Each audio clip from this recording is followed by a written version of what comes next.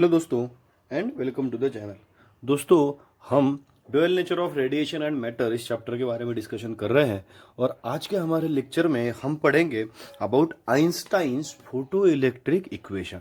बेटा, ये question bank के हिसाब से भी 3 मार्क का एक इम्पॉर्टेंट टॉपिक है और इसमें हमें थ्योरी भी लिखनी पड़ती है और इक्वेशन भी लिखना पड़ता है।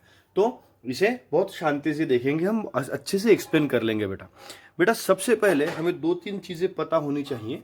जैसे जैसे हमने म्यू जीरो एक्सप्लेन किया था, जिसे कहा जाता है थ्रेशहोल्ड फ्रीक्वेंसी। जिसे जिसे क्या कहा जाता है? Threshold frequency. अब ये थ्रेशहोल्ड फ्रीक्वेंसी क्या थी हमारी? Threshold frequency, it is the minimum frequency which is required to remove electron from the emitter metal plate.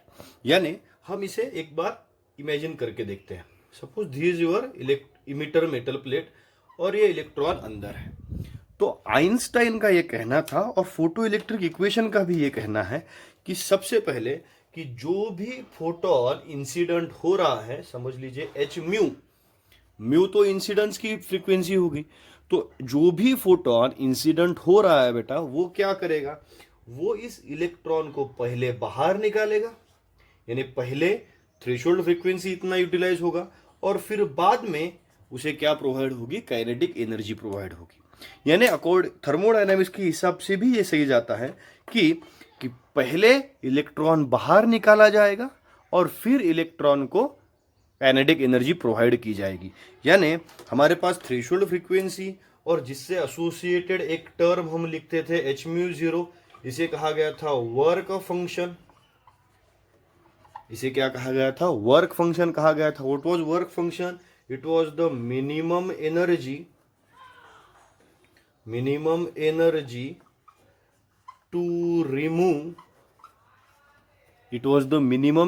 To remove electron from emitter, कहते थे फ्रॉम इमिटर। और फिर जो एनर्जी बच जाए, इसके बाद भी जो एनर्जी बचेगी, उस एनर्जी का हम क्या करते थे? उसे हम यूटिलाइज करते थे टू गिव द और to provide kinetic energy to the electron. यानी मैं सीधी भाषा में अगर कहने की कोशिश करूं तो जो इंसिडेंस एनर्जी आता है, जो एनर्जी इंसिडेंस हो रहा है, वो 2 पर्पज के लिए यूटिलाइज होगा। ये तो इंसिडेंट एनर्जी हो गया, 2 पर्पज के लिए यूटिलाइज होगा। पहला टू रिमूव इलेक्ट्रॉन और दूसरा टू प्रोवाइड काइनेटिक एनर्जी। बस इतना सिंप्लीफाइड मैंने आपके लिए कर दिया है। ये है आइंस्टाइन्स फोटो इलेक्ट्रिक इक्वेशन। अब ये तो हमने सिंप्लीफिकेशन वर्जन में इसे देख लिया। अब इसे एग्जाम में कैसे लिखना है वो भी एक बार हम क्या कर लेते हैं, पढ़ लेते हैं, ताकि हमें सारी आइडिया उसकी आ जाए। लेकिन टर्म आपको समझ में आ गई। मैंने पहले 3 मिनट में ही आपको क्या कर दिया है? कंसेप्ट समझा दिया है। अब हम एक बार लिख के देखते हैं कि क्या करना है। देखिए बेटा, when a photon of energy h mu is incident on emitter metal plate, the energy for incident photon it is used for 2 purposes। और 2 पर्पजेस के लिए किसके लिए यूज होगी? To remove electron from the emitter, पहली बात, यानी पहले बाहर निकालेगा। देखिए ये यहाँ पे समझ लीजिए इलेक्ट्रॉन है, तो ये पहले इसने बाहर निकाला इसको, और जो फिर बची एनर्जी उससे क्या प्रोवाइड करेगा? काइनेटिक एनर्जी उन्होंने क्या कर दी? प्रोवाइड कर दी। तो ये तो हमें लिखना पड़ेगा। फिर हम उसे क्या करेंगे? अब मैथमेटिकल अप्रोच में लिखेंगे। अब इसके बाद में इसे मैथमेटिकल अप्रोच में लिखेंगे। और क्वेश्चन कैसा आएगा बेटा एग्जाम में? देख लीजिए कि explain Einstein's photo electric equation and state the terms involve in it. यानी सब टर्म्स के बारे में भी हमें क्या करना है? डिस्कस करना है। तो हम पहले अब इसे शांति से लिखने की कोशिश करेंगे। सबसे पहले हम करेंगे इंसिडेंट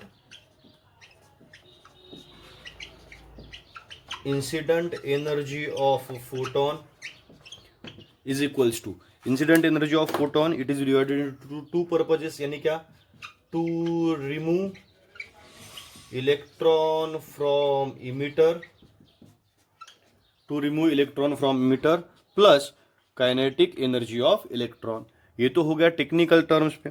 अब इसको हम in terms of equation properly equation लिखने की कोशिश करेंगे। होप सो आपने ये लिख ही लिया होगा।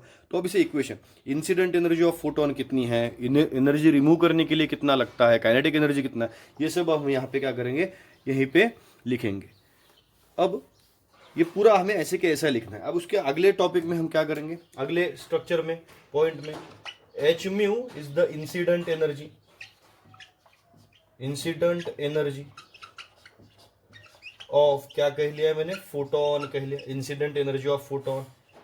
एच म्यू जीरो क्या हो गया, work function, work function, work function यानी अब आपको पता ही है, it is the amount of energy which is required to remove electron from the emitter metal plate. ये हो गया हमारे पास वर्क फंक्शन आ गया। फिर हमने वर्क फंक्शन के बाद में के ई कौन सी एनर्जी है, kinetic energy.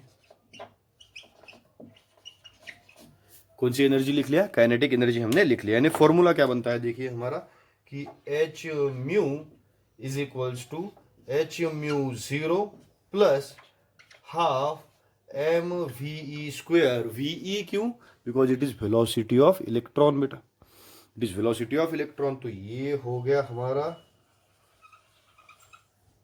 Einstein's photo electric equation हो गया ना, आइंस्टाइन्स फोटो इलेक्ट्रिक इक्वेशन। अब इसमें बाकी की टर्म्स जो इन्वॉल्व है उसके बारे में लिखते हैं।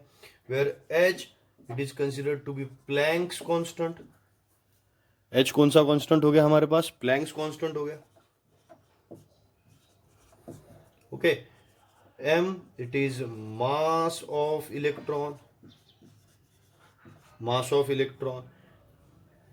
वी that is velocity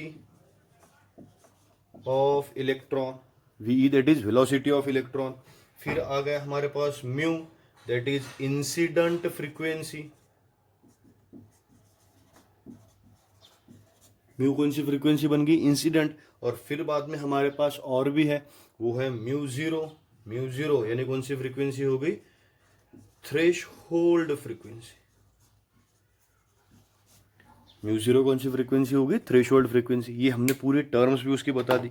अब उसके अलग अलग वेरिएशंस भी हम लिख सकते हैं। कैसे वेरिएशंस बनेंगे हमारे, देखिए कितनी इजीली वेरिएशंस हम उसके क्या करेंगे, बनाएंगे।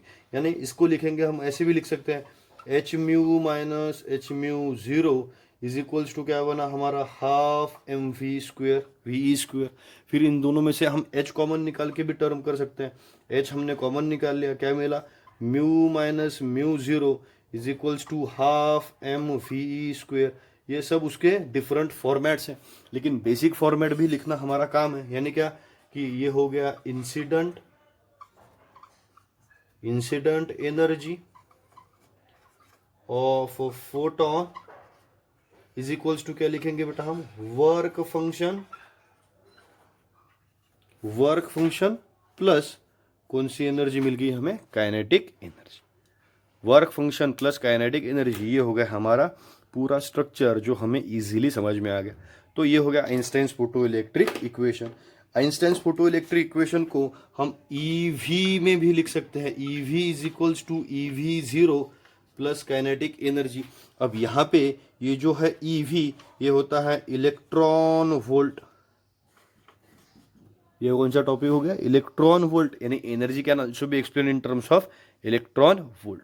तो ये भी हमें एक बार समझ लेना चाहिए कि जो हम इजीली इसे क्या कर सकते हैं, लिख सकते हैं। लेकिन इतना डिटेल में जाने की ज़रूरत उसमें नहीं होती है। हम बस एक्सप्लेन करने के लिए आइंस्टाइन्स फोटो इलेक्ट्रिक इक्वेशन उसे लिखने की मैंने कोशिश की है। क्यों बेटा, होपफुली आपको समझ में आ ही गया होगा कि क्या हो रहा है इसमें। दो चीज़ें बहुत अच्छे से हमें एक बार बात कर लेनी है कि आइंस्टाइन ने कहा था कि amount of energy which is supplied to any emitter metal plate, then the energy is used into two steps. First, to remove electron from the emitter, mu है, mu zero, that is threshold frequency, it will remove the electron from the emitter, and remaining part of the energy it will be used to do work। और कौन सा work है वो work है to provide kinetic energy to the electron। Okay बेटा, तो इन तीन चार चीज़ों को हमने एक बार जब मिला दिया था तो हमें फोटो इलेक्ट्रिक इक्वेशन मिला था। और मैंने क्वेश्चन भी आपको बताया था कि क्वेश्चन एग्जाम में आता कैसा है। क्वेश्चन आता है एग्जाम में कि एक्सप्लेन और स्टेट वो Einstein's photo electric equation and also state the terms involve in it. भी ऐसे टाइप का अगर क्वेश्चन आएगा तो हमें उनके क्या पूछनी पड़ती है, हमेशा हमें उनके टर्म्स के बारे में डिस्कशन करना पड़ता है कि कौन सी टर्म कौन सी है। तो इसलिए मैंने इसे यहाँ देखिए रेड पेन से सारी टर्म्स मैंने एक बार इनलिस्ट कर दी है कि जिसमें जो जो टर्म वहाँ पे इन्वॉल्व है उन सब टर्म्स के बारे में हमने क्या कर दिया, डिस्कशन कर लिया।